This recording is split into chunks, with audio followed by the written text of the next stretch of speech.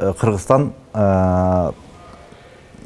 союздук республикалардын ичинен тылдык республика катары бир гана майданда эмес, оорукта дагы бир өзгөчө эрдик көрсөтүп, ошо жеңишке чоң салым кошкон. Ала тамак аш тарабынан, азык-түлүк тарабынан, өзгөчө бул курал-жарак тарабынан.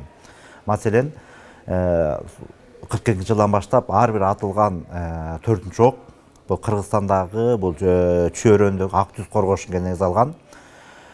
Жана 42 жылдан баштап ар бир бомбанын капсуласына сымап, бул Кыргызстандан жасалган сымаптан колдонулган.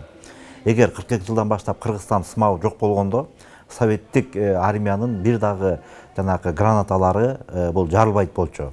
Себеби Украинадагы сымап заводдор басылып алынган. Ошол себептен биздин согушка кошкон салымыбыз өтө чоң. Экинчиден, кыргызстандыктар бардыгы фронт үчүн, бардыгы жеңиш үчүн деген уран менен өздөрүнүн мамлекет койгон милдеттенмелеринен тышкары үйүндөгү ата бабасынан бери келе жаткан алтын жазалгаларын, күмүш жазалгаларын, сөйкө шакек билериктерин, кымбат буюмдарын топтоп отурушуп, 189 миллион рубль жыйнап советтик армияга беришкен. Ал акча каражатына ошол мезгилде же 189 аскер учагы истребитель жасалмак, же 93 танка жасалмак. Советтик куралдуу күчтөрдүн жетекчилери бул же Күнөстү Кыргызстан деген, Кыргызстан демирге деген жана аскер учактарын жасаш керек болчу, же танка. Бирок чечим кабыл алышып, ошо 42 жылдан баштап Совет Кыргызстан деген танка жасала баштайт. Бул каражат ошо 93 танка жасаганга жетмек.